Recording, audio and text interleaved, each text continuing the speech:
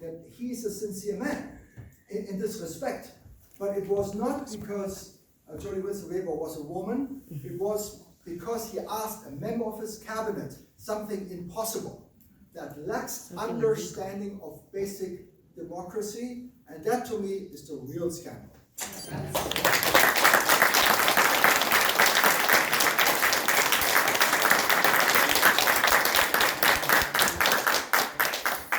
My compliments to all of you for being collegially debating, and I hope the winner takes us into the House of Commons. I just returned from the United States after a decade, so I really appreciate it. My question is that it relates to the fact that I believe that we share a common interest in our country continuing to be prosperous, and that technology is at the heart of it. My cell phone works on 3G, and I can't get any, I wouldn't even call it low-speed internet. What specific efforts will you make, and what is the timeline to get Dufferin-Caledon high-speed internet?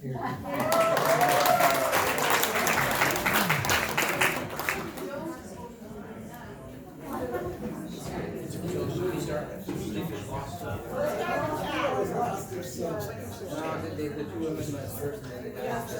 We might have a picture. Oh.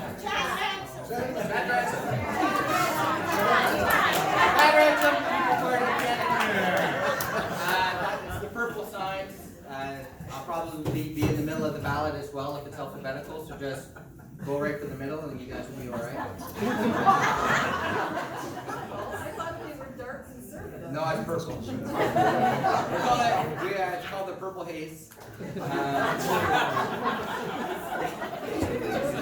Whenever it comes to high-speed internet, it's actually a very serious topic in Dufferin County. If you look at the Dufferin Board of Trades, I believe it was ranked within the top 3 reasons why it was impeding business in this area. Was the high-speed internet. With living out in Marsville, I know whenever I'm on the internet, my friends tell me to put another hamster on the wheel. We have to run by satellite. You know what? The timeline, I'm very new at this. It seems like you'd have to go through at least the municipal level to get there. But it would be as quick as I could possibly do it. It's something that is stopping business from happening in Dufferin County and Caledon as well. It's something that should be a right to, in today's society, to almost everyone.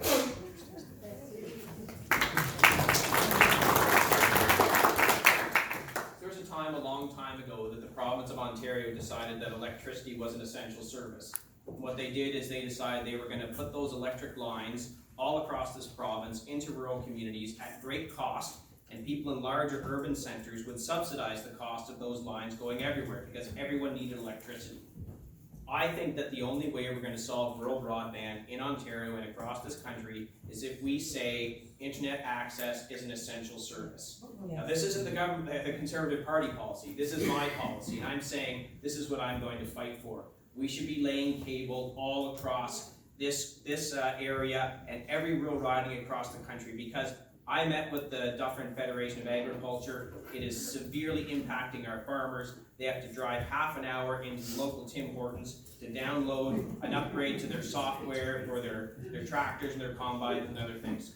So my mission, I can tell you this, it would require amendments to the CRTC. This would be a big deal to get done. But if I'm your member of parliament, I'm going to Ottawa, I'm looking Andrew Scheer in the face and saying, I'm going to be in your office every day until you agree that broadband service is an essential service.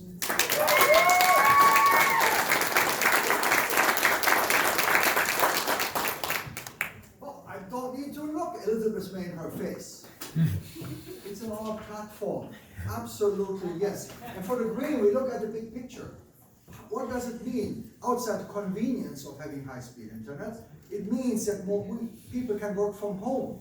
It means that maybe a mother or father who cares for a child can work from home and look after the child at the same time. So it is indeed an important right. It is very, very essential. And it can be done. It can be done. There's not that miraculous technology. Unfortunately, we have over and over governments in this country on both levels, provincial and federal. I talked about the 4 years for a solar system. the last auction for broadband was announced 5 years ago. Why does it take 5 years to allow our providers, our cell phone and internet companies, to buy the spectrum in the area they need? Because it's too complicated, too bureaucratic. Again, this is a need for everyone. Let's work on it and not hesitate too much.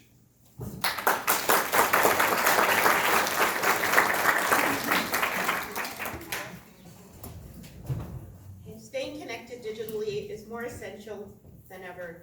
Yet too many rural communities in Canada don't have reliable cell phone or broadband services. A new Democrat government will change that by delivering high-speed rural broadband to all communities in Canada without delay, and ensuring that reliable cell phone service is expanded to every area of Canada while keeping rates affordable for families and businesses.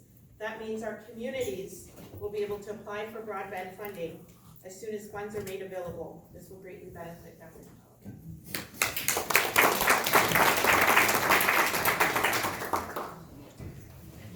It's crazy that we don't have high-speed internet throughout our whole riding at this point in time. Now, we do have a project that is supposed to be bringing it to both Caledon and Dufferin.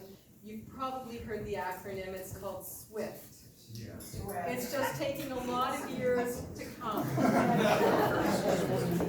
So Mayor Ellen Thompson is on the board representing Caledon for the SWIFT project. Just this year, after many years in incubation, I suppose, they have chosen 3 communities to roll the project out. Apparently there is a list with all of our communities. Caledon is on it somewhere. The province is not allowing anybody on the board to communicate where we are or when we can expect to get high-speed internet, which personally I think is a travesty because I'm a taxpayer and my money has gone into this. Didn't we all pay some kind of a surcharge on our property tax for this? Yeah, so we should know. What I've heard is that they have a hard deadline of 2023, so we can expect it sometime in the next 4 years. And I've heard rumors that some towns are starting to take this matter into their own hands. And recently I talked to the former mayor of Newmarket, Tony Van Bynen, and he gave me his card and said, we did it on our own, call me and I'll tell you how. So more to come.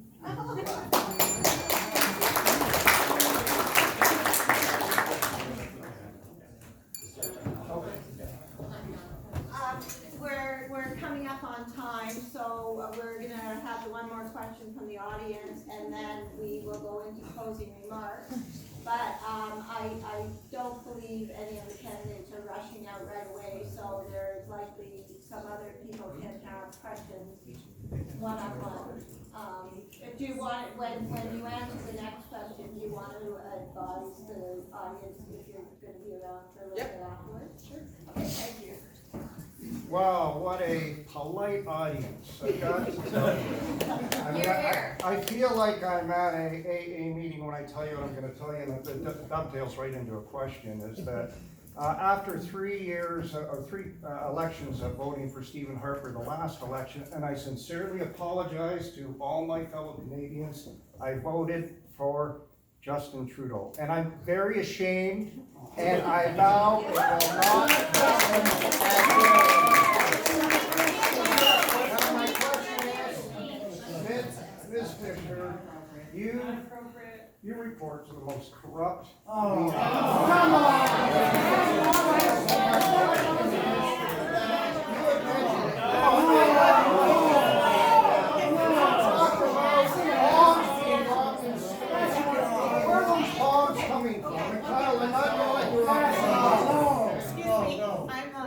I'm the warden tonight, and we have a question that is, but we haven't heard it, we just hear some grandstanding, so a question, or we'll move on to the next question. That's fair. Okay, what's the question? Yeah, so Ms. Fisher, you mentioned earlier in your opening remarks about bombs being dropped on innocent civilians in Syria.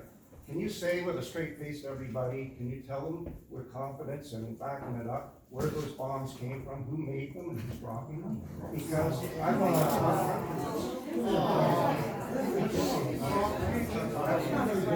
to. Does anybody here know who makes the barrel bombs that the Syrian government dropped on its Oh, own? the Syrian government.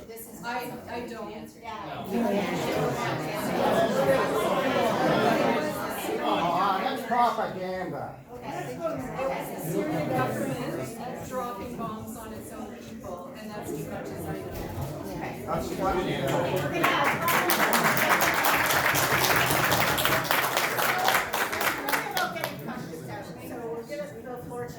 Thank you, and thank you all for coming.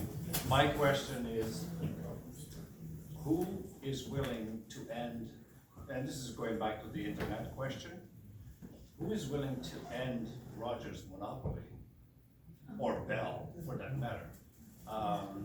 Because I think that none of this is going to be achieved unless there is some competition running from the US.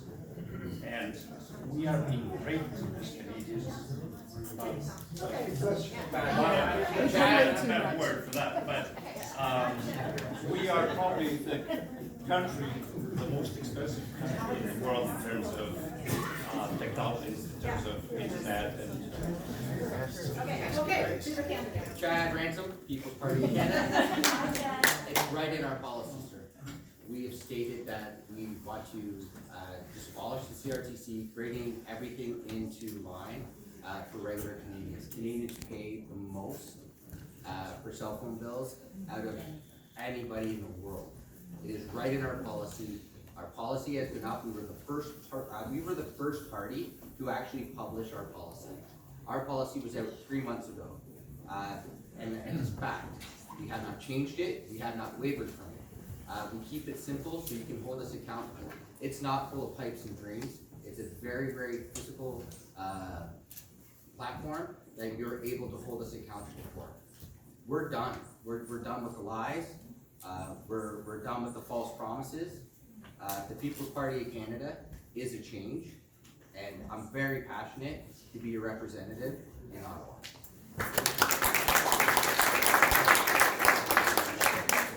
So a huge problem with Rogers and Bell is whenever wireless spectrum comes up available for auction, Rogers and Bell buy that spectrum, and then they necessarily don't develop it. So that's why here in Dufferin-Caledon, if you're up in Mulmer or Melancthon or over in East Garifraxa, you're getting 1 bar because all that spectrum is owned by Rogers and Bell and they're doing absolutely nothing to develop it. So this is not the Conservative Party policy on this, but this is my policy, and that is it's time to let competition come into the marketplace.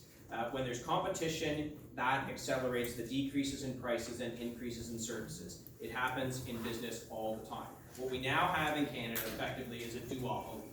We have 2 companies that are absolutely controlling the marketplace, and they get to charge us anything they want to charge us, and we as suckers sit back and say, oh, thanks. Now, I know that some of the parties are going to talk about we're going to reduce your bills by 25% or something. You know what? Companies find ways around those kinds of things. We need to say your duopoly is done, you've had it for long enough, it's time to bring in competition and service to Canadians on wireless.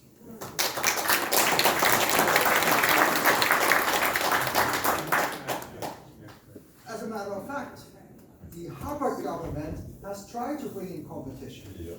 I've heard that T-Mobile and Sprint left in frustration. Did I just talk about a few minutes ago about the enormous red tape we have in this country, especially with the CRTC? And as a correction, at this auction it was 9 companies bidding for it. And it's actually 3 major providers, Bell, Rogers, and Telus, which are within a few 100,000, and they're all around 10 million subscribers. So there is already some competition. It is often our own government who stifles everything. So it's easy to say, well, you know, they all drive big profits, nice and dandy. The Greens certainly want to have a fair taxation in corporations, no question. But we need to also see both sides of the coin. If our own government has rules and regulations that are so complicated that it drives away new entrants into the marketplace, how can we expect competition?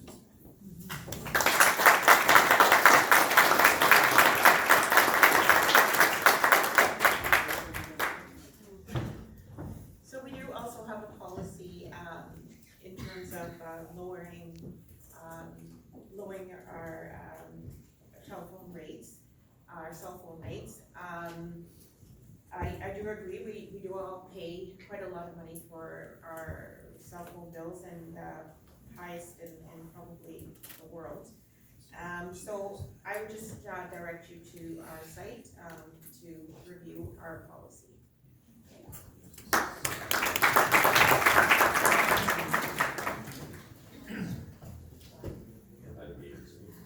I don't know what my party's policy is on the CRTC. I am personally all for more competition, and I am for cutting red tape and regulations, as long as Canadian interests are safeguarded when we cut those regulations. And the Liberals will reduce your cell phone bills by 25%.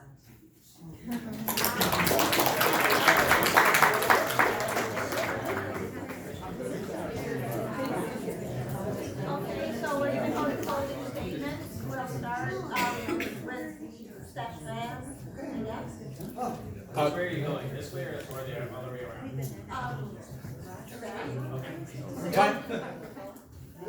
Timing on the closing statements? Closing statements, it is. How much time do we have? 20 minutes. 3 minutes. Well, 3 only minutes. 10 seconds for chat, you used up all this time.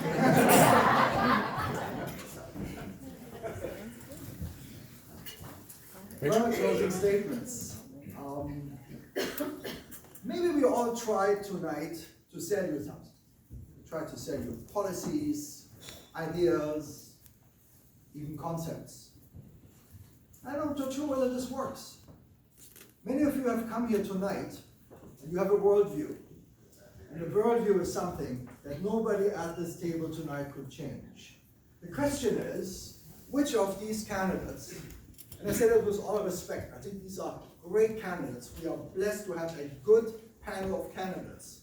The question for you tonight is, which candidate and which party's platform combined meets your worldview the best? I cannot answer that question.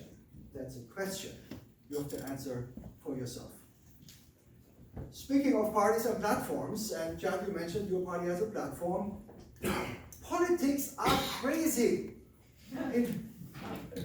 We have a platform too. Look, it's printed on both sides, black and white, we have green. This is Vision Green, printed both sides, 145 pages. We stand behind, we have a root, we have a foundation. We know what we stand for. Everybody can read what the Green Party stands for. Now let's talk to two other parties. I'm not mentioning the names, but their colors are blue and red. That do not, okay, I have to say that really slowly. These parties do not have an election platform as of this morning when I checked their websites. They all have wonderful bullet points. Right? We want to do this, we promise that, we are against this, and Trudeau's not a good guy, and all this. Bullet points, bullet points, bullet points. And like Michelle, I'm a marketing professional, and I know how websites work. Right? You update your websites, and maybe all these bullet points are gone. And that is the problem why voters are so frustrated. You hear a million promises, and then these promises, whoop, at the strike of a key on a computer, the bullet points disappear. This will not disappear. We have a vision, and I hope that the key of our vision will just clearly have a better way we deal with each other as people, to finally come up with dedication, with determination, to fight the climate crisis for our children, for ourselves. And I tell you, right, the planet will be okay. We have to solve the people problem. We have to work on a proper platform and not on ideas that some strategist came up with yesterday. That is not the way to do politics. As Greens, we promise to do politics differently. My personal pledges on October 21st, vote with your heart. Science has your back.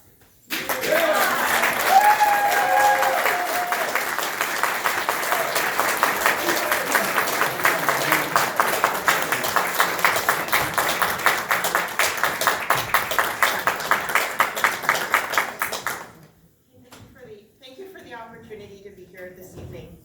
Si nous voulons des résultats différents, nous devons faire des choix différents. Ce dont nous avons besoin maintenant, c'est du courage d'agir ensemble. Et c'est exactement ce que l'Union démocrate offre aux Canadiens. Notre nouveau pacte pour les citoyens nous indique où notre pays peut aller au cours de la prochaine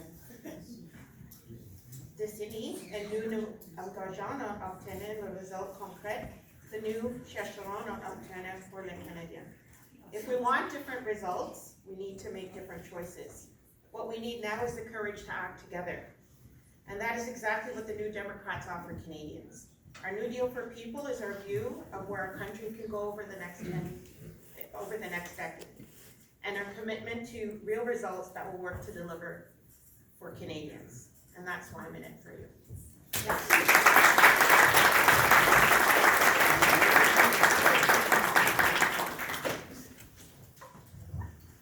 I'm proud to be running for the Liberals. I'm proud to be a Liberal. I'm proud of the record that we have over the last 4 years. When I take a look at some of the reasons why I chose the Liberal Party, let me detail some of the things that most mean a lot to me. So first are the changes that we made to the Canada Child Benefit. This is a check that comes to people. Before it was universal and everybody got a little, and we made a change so that it was more generous for people who are lower income and middle income, and then it tapers off so that no longer are millionaires getting what used to be called, when I was growing up, a baby bonus check. And this initiative has lifted 350,000 kids out of poverty.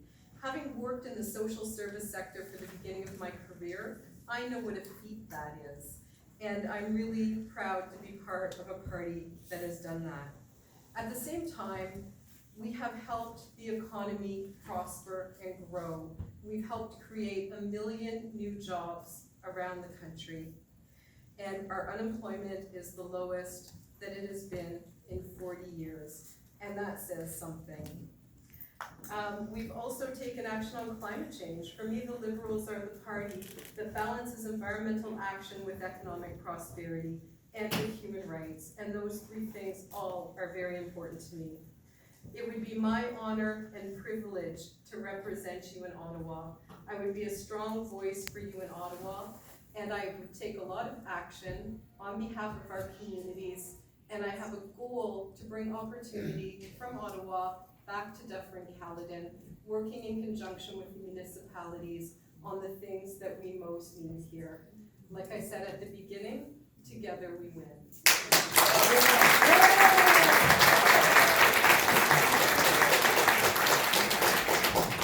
All right, what's my name?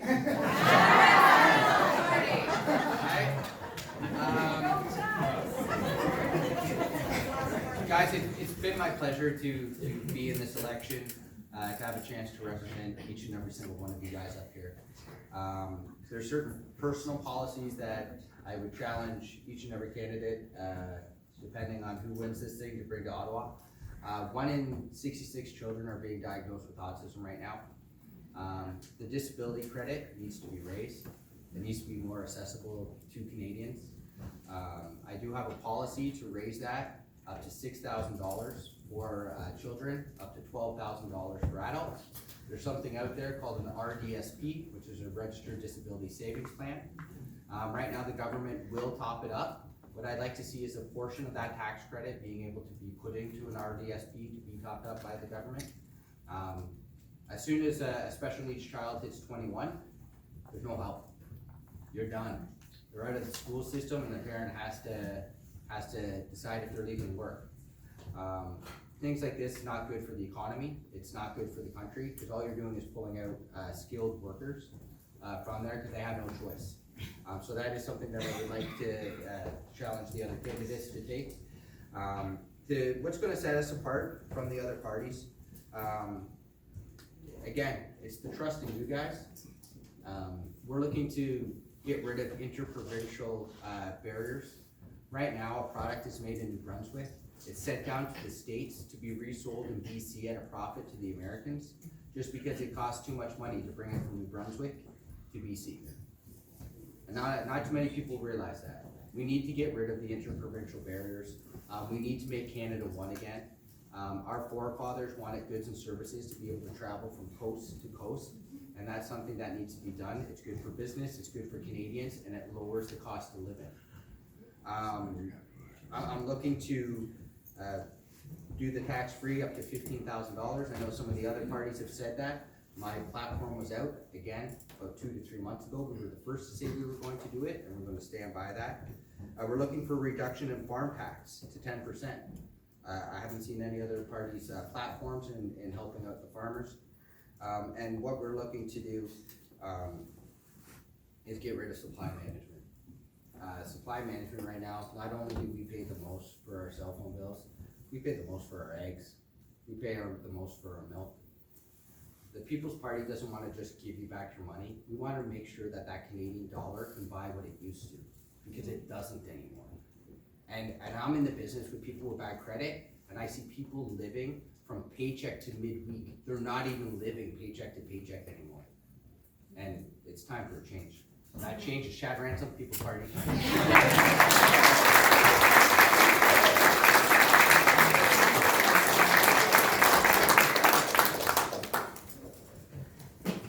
So I think you heard in my introduction one of the reasons why I'm running. And it really, we can talk about policy platforms all you want, but they're all available, readily available on websites. Take the time to read them. We all have very different policy platforms. I'm running because, and I said this at the start, I really think our democracy is in trouble. We are losing what we had, or what we used to call representative democracy, where you elected a local member of parliament and you knew that member of parliament was going to go to Ottawa and aggressively advocate for your needs. It's not what we have now. What we have now is members of parliament go to Ottawa, they do what they're told, they come back to the riding with their talking points, they vote as they're told, and people lose faith. You see it. Voter turnout goes down. Last election, we bumped up, but before that, voter turnout is always going down. And I don't know about the rest of the candidates here. When I knock on doors, the level of people who feel disenfranchised, who feel like there's no point voting, they're all the same. Why are they all the same? Because no one goes there and actually fights for you, listens to what you're concerned about, has town halls, has citizens advisory groups, nonpartisan, and then they go to Ottawa and say, this is what I'm fighting for. This is why I'm here. And then they come back and be accountable to the people that voted for them. That's why I'm running. It is my passion. Democratic reform. If we want to save this country from the bad path we're on, absolute control from leaders' offices, you disagree with me, you're out. You want to vote a different way on committee, you're off the committee. This is rotting our democracy. I talked about it briefly in my opening. One of the first things I want to do if I get to introduce a private member's bill is to reform the way committees work. Why? Because right now, if you vote the way your leader doesn't want you to vote on committee, you're off committee. This is not a liberal problem, this is not a conservative problem, this is not an NDP problem. This is a problem across the board. My plan, you get to pick 5 committees you want to sit on. The House of Commons will then randomly select which committees you're on, and you cannot be removed from that committee unless you choose to be removed. Imagine that. MPs can say, no, I want to study this. When the leader says, you're not going to study that, you say, too bad, we are. Right? That's what we need, and that's just the start. Michael Chong passed an amazing piece of legislation called the Reform Act. I think it's a first step. I want to take it further. That's why I'm running, because I think we have to fix our democracy. Here, here. I